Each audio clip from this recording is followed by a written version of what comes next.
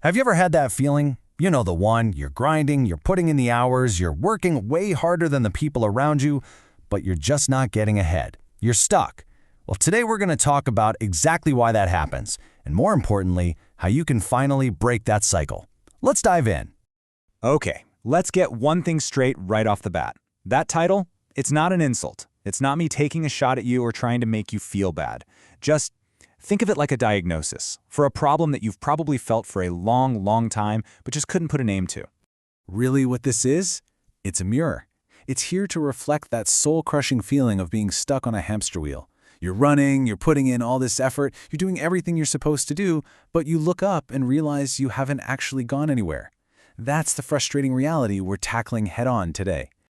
And all of this leads us right to the heart of the problem, what we can call the hard work paradox. It's that quiet frustration, right? Pouring your heart and soul into your work only to end up with average results. So why? Why does this happen?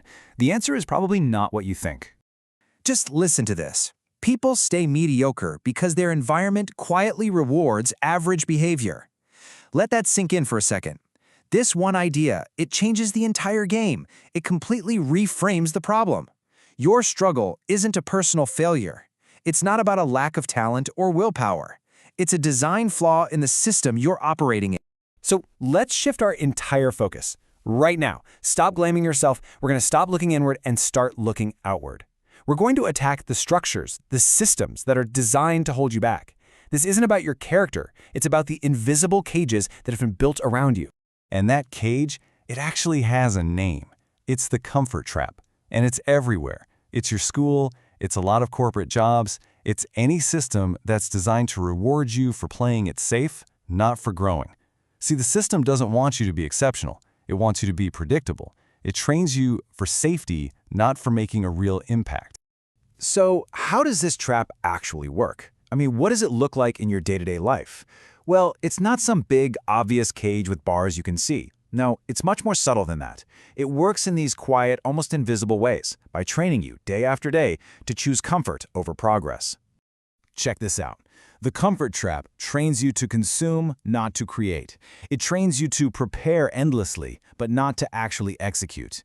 And here's the big one. It trains you to stay busy, not to become dangerous. And by dangerous, I mean becoming someone who can't be ignored, someone who can actually change the outcome, ship the project, and make a real dent in the world. The trap rewards you for activity, not for impact. This brings us to what might be the single most important idea in this entire discussion. There is a sharp, clear dividing line that separates the world of comfort from the world of real impact. And it's the line between being graded and being judged. This right here, this is the leap. This is the chasm that most people never cross. And it's not because they aren't smart enough or capable enough. It's because the systems they've spent their entire lives in have never, ever demanded it of them. Crossing this line, man, it requires a fundamental shift in how you measure your own value. I mean, just look at these two worlds side by side. On the left, you have the graded world. That's school, it's safe, it's all about following instructions and showing your work. Accountability? It's pretty low.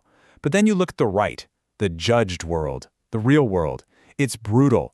It cares about one thing and one thing only, results. It doesn't care how hard you tried. It cares what you delivered. Accountability is absolute, and it is not safe. And that fear is why most people never truly leave the classroom. Okay, so if the problem is the system, how in the world do you break out? The answer isn't what you probably think it is. It's not about hustle or motivation. It actually starts by completely destroying the popular myths about what it takes to be exceptional. You know the stories we all tell ourselves. Oh, those successful people, they were just born with more talent. Nope, that's not it. Well, they just got lucky. That's not it either. Or the classic, they just have more willpower and motivation than I do. Wrong, and wrong again. The real reason is something you have way more control over. The answer is structure. That's the secret. The people who break free don't just try harder within the broken system. They're way smarter than that. They consciously design a better system for themselves. They build an environment where getting real-world feedback is constant and where growth is not optional.